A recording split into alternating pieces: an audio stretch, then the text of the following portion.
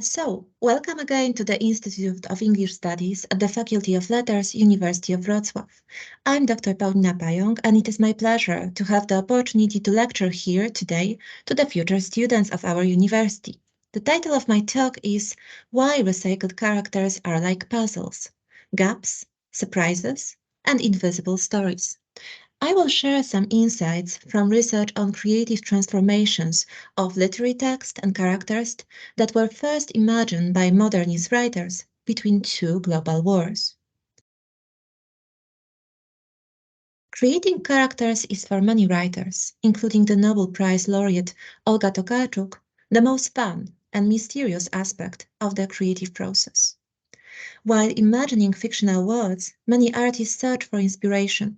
They draw on a broad range of texts and cultural works, recycling the cultural past and making it anew. Sometimes artists fill in the gaps in the character story, or add some new and surprising elements to the background. For people who can discover these invisible stories, recycled characters may resemble complex puzzles.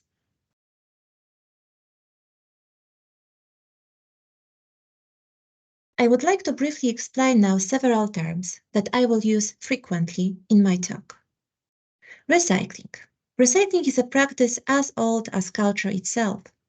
From the very beginning, writers were transforming characters from diverse myths and placing them in their own works. Take Homer's Odyssey. It inspired not only James Joyce's novel Ulysses, but also numerous comics and video games. Yet, in our time of rapid climate change, we tend to focus on the original, ecological meaning of recycling. Susan Stanford Friedman notes that the term recycling, quote, points towards the human-made global crisis of climate change and a political commitment to recycle the past, waste nothing, reuse everything in new ways, indeed, in revolutionary ways. Other scholars, like for example Redgate, Latham, and Marie, argue that paradoxically cultural recycling is original construction of a new product only made from pre-existent sources. And its originality lies in the creative process, in the transformation of the past resources. Next term is transmedia storytelling. Transmedia storytelling refers to narrative weaving together of the elements of story, such as characters, across different media. Henry Jenkins gave here example of the Matrix franchise, which is comprised of 4 feature films, a series of animated shorts, comic book stories, and several video games. Though Jenkins emphasizes that each new text should make, quote, a distinctive and valuable contribution to the whole fictional worlds, as you have noticed yourself probably, it is not necessarily always a case. Transmedia or multimodal text, many transmedia or recycled text are multimodal, as their meaning is communicated through various combined modes, from written and spoken language to audio, visual, tactile, and spatial patterns. Multimodal texts include graphic novels, comics, and posters. Some multimodal texts are digital, from films to digital stories to web pages to this very presentation. Some works are live multimodal text, including dance, storytelling, and performance. Importantly, Susan Tosca argues that when stories expand or travel across media, characters act as networks of traits and central units of meaning, as their complexity leaves space for agency and creativity of both the authors and audiences.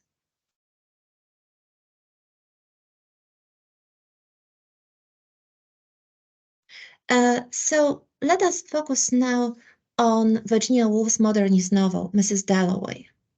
Woolf's novel portrays one day of Clarissa Dalloway, an upper-class, middle-aged woman whose life and walks through London in June 1923 are connected to several other characters, including Septimus Smith, a traumatized working-class veteran of the Great War. The novel's opening lines are probably the most ecstatic representation of running errands in the canon. Mrs. Dalloway said she would buy the flowers herself. And then thought Clarissa Dalloway. What a morning, fresh as it issued to children on a beach. What a lark, what a plunge. And then as she walks through London, in people's eyes, in the swing, tramp and trudge, in the bellow and the uproar, the carriages, motor cars, omnibuses, van sandwich men shuffling and swinging, brass bands, barrel organs, in the triumph and jingle and the strange singing of some airplanes overhead was what she loved, life, London, this moment of June. Yet this joy is tinged with sorrow about the world lost and regained in the First World War and the global pandemic. Clarissa Dalloway herself is a survivor of the influenza pandemic of 1918-1919 that might have taken the lives of 100 million people. While the traumatic memories that haunt Septimus reverberate through this pacifist novel, the pandemic appears only on its margins, as when we learn that Clarissa's heart was affected by the flu and her hair turned white in the course of illness, as you have in the quotation on the slide. For having lived in Westminster how many years now, over 20, one feels even in the midst of the traffic or waking at night, Clarissa was positive, a particular hush or solemnity, an indescribable pause, a suspense, but that might be her heart affected, they said, by influenza before Big Ben strikes. At the time when our most ordinary acts, shopping, taking a walk, have come to seem momentous, a matter of life or death, Clarissa's vision of everyday shopping as a high-stake adventure resonates in a peculiar way. We are all Mrs. Dalloway now. Announced Ivan Kindley in the midst of the coronavirus pandemic in the New Yorker, capturing the pandemic wave of interest in Woolf works.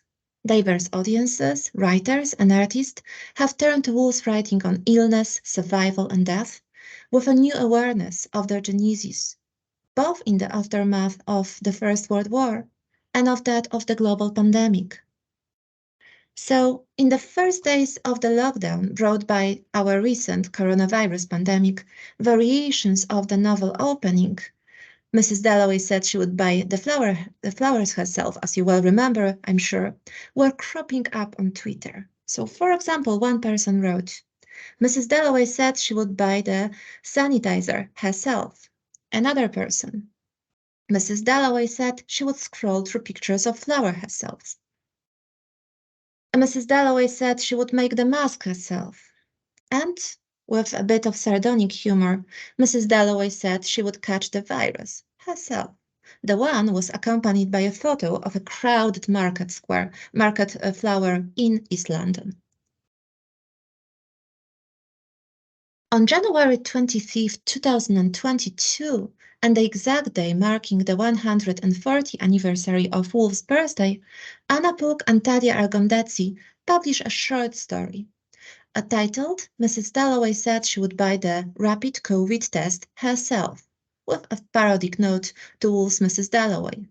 Puk announced the story with a tweet.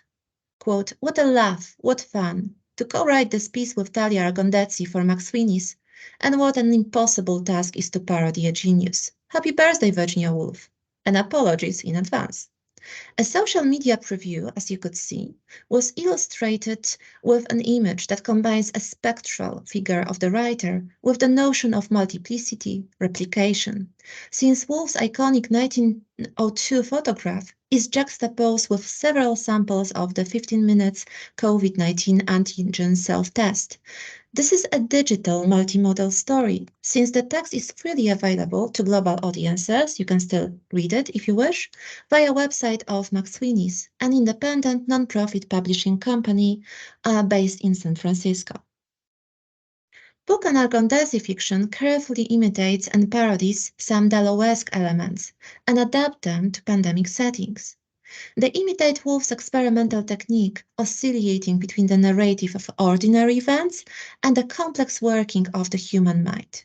While walking to the nearby pharmacy for COVID-19 antigen tests, Clarissa analyzes the post-pandemic situation and eulogizes over her ordinary experience of shopping. Quote, But the pandemic was over now. The suffering over. Thanks heaven it was over. With everyone vaccinated and at-home testing available, they were learning to live with the virus. A party that was what they all needed. How glorious, what delight. To stroll to the corner pharmacy herself for some rapid COVID tests, the occasionally accurate home test that might all take to be 58.1% sure they weren't infected before the party. Throughout their textbook and Argondetti employ the viral poetics of repetition and multiplying, signaled with a metafictional comment. The phone greeting repeated like the prayer, like viral RNNI replicating in a whole cell. For instance, the authors echo Woolf's memorable exclamation, reflecting Clarissa's changing mood. From an enthusiastic praise of a bright and fresh morning, what a lark, what a plunge, to disappointed sigh, what a waste, what a folly, referring to her friend's life course. In Puck and Agrondetzi's pandemic narrative, the trajectory of Clarissa's mood goes from an overwhelming joy of how glorious, what delight, stemming from the prospect of organizing the party preceded by rapid testing, though, as the narrative voice ironically observes, this home text have only 58.1 accuracy, to frustrated grumbling, what a farce, what a curse, when the protagonist discovers that the tests are out of stock not only in the nearby pharmacy, but also in all internet stores. Social media have been equally inspiring for the literary fans of James Joyce.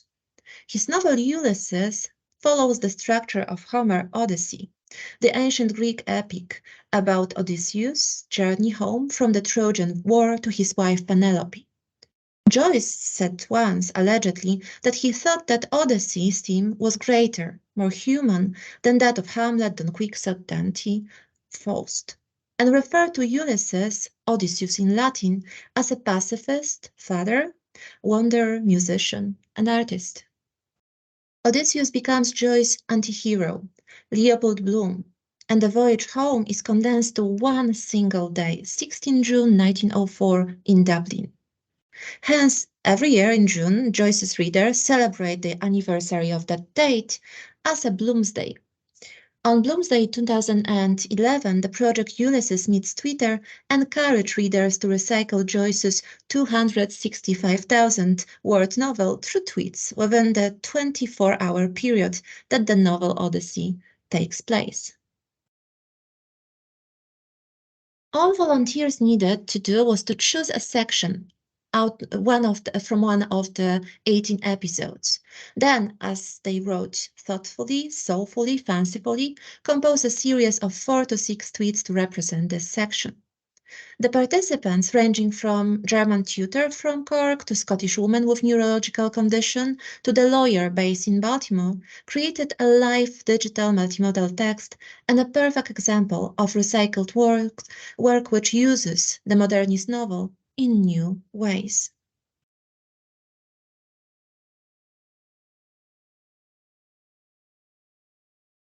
If volunteers of Ulysses Meets Twitter project needed to make some difficult choices when shortening the novel to a series of tweets, Cabell Wilson faced a different challenge. The artist conducted, as he called it, a 5-year experiment in literary recycling. This project culminated in a large format manuscript composed of every word, and that means 37,971 words of Virginia Woolf, A Room of One's Own. The artist not only changed the spatial relations in Woolf's formal structure, but also rewritten its historical context into post-World War II period. Woolf's essay was based on 2 lectures on the topic of women and fiction that were delivered at Cambridge University in 1928.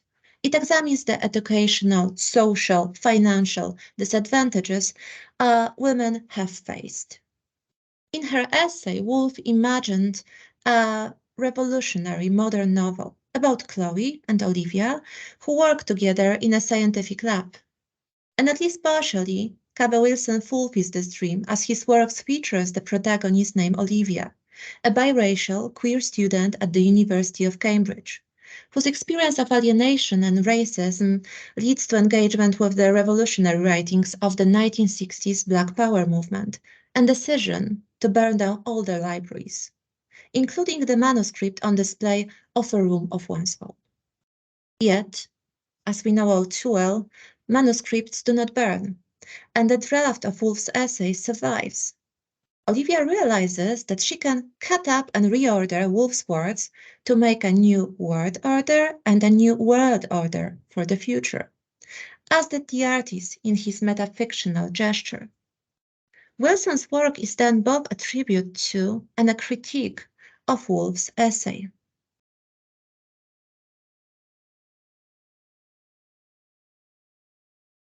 Some artists create live multimodal texts, translating novels into ballet, as did Wayne McGregor in his triptych Woolf Works. His aim was not in recreating the events of the plot, but in exploring the sensations, the emotions that the characters feel and make feel. So the ballet begins with I Now, I Then, McGregor's take on Mrs. Dalloway. In the novel, when Clarissa recalls the past, Woolf uses the narrative technique called the stream of consciousness, combining together diverse impressions, visual, auditory, associative. In the ballet, such memories bring together Clarissa and her younger version, as two dancers, Alessandra Fleury and Beatrix Stix-Brunel, dance the same steps.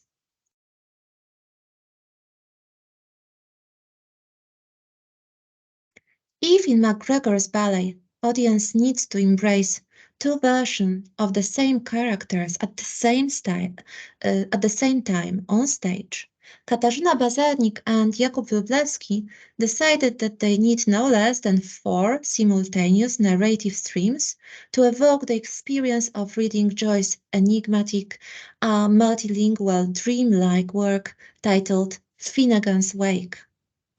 The result is multi-channel interactive video application in which 32 passages from Joyce's work form the script. It is available freely at the project website, First We Feel, Then We Fall, so you may try it out yourself and check whether it is as interactive and immersive as the authors promise.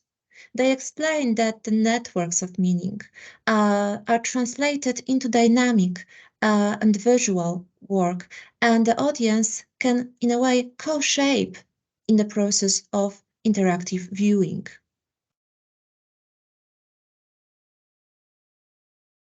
When you start to study these stories hidden in contemporary novels, ballets, video applications, you soon realize that their recycling practices could be traced back to modernist writers who are constantly rewriting their own projects. Take Stephen Dedalus, the character created by James Joyce. You may think that this character first appears in 1916 in a portrait of the artist as a young man, the first published novel by James Joyce, and then that Stephen is recycled by Joyce himself in Ulysses. However, Stephen was created a decade earlier in Joyce's works titled Stephen Hero, composed in the years 1903-1905, yet published only in 1944. And to make things even more complicated, Stephen is himself a rewritten character, inspired by Telemachus from Odyssey and Shakespeare's Hamlet. Similarly, Clarissa Dalloway walks through many pages of Woolf's fiction. She is a minor character in Woolf's first published novel, The Voyage Out, the aunt of the main protagonist. But she appears also in its earlier version, Malambrosia, that was reconstructed and published only in the 1980s by Luis de Salvo. And she returns also in a cycle of short stories written in the 1920s. Only in 1925 she became the eponymous character in Woolf's novel.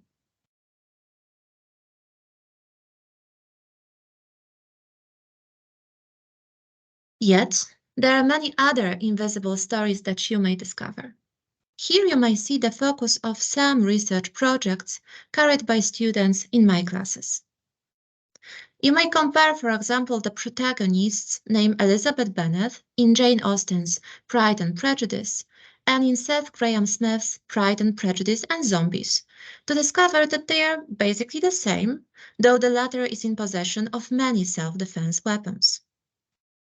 You could check whether First Nation characters that enrich and problematize the series Anne with an E are also present in the book cycle Anne of Green Gables by Lucy Maud Montgomery.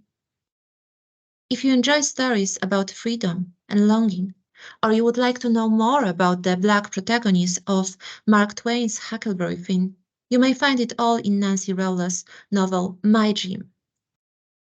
You may also find out that the graphic novel Persepolis by Satrapi and its film adaptation originated in the very same anti-war feminism as Woolf's essay 3 Guineas.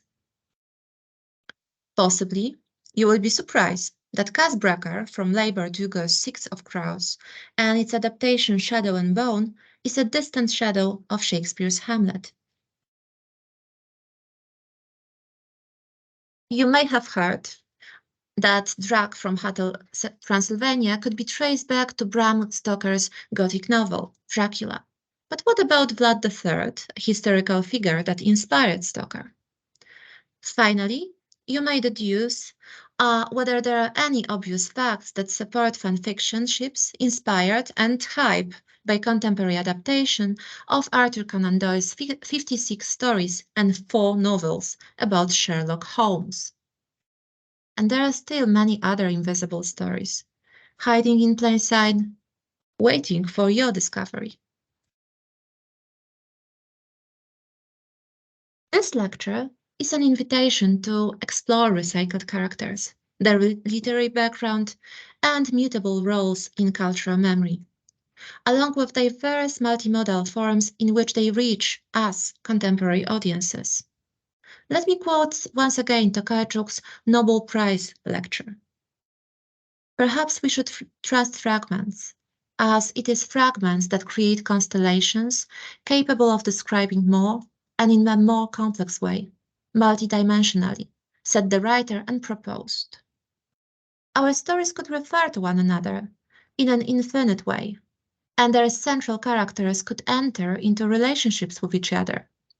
I hope that my talk has shown you that this future is already happening in contemporary culture, from recycled works to transmedia series to multimodal texts. These are some academic sources I used to prepare my talk. Elizabeth Utke, Viral Modernism, Contemporary Revolution Turning Back to the Future in the 21st Century Literature and Art, edited by Friedman, Recycling, Virginia Woolf in Contemporary Art and Literature, Edinburgh Companion to Virginia Woolf and Contemporary Global Literature, Henry Jenkins' Convergence Culture, and last but not least, Pandemic Protagonist, in which you can find my recent article on pandemic protagonists and corona fiction.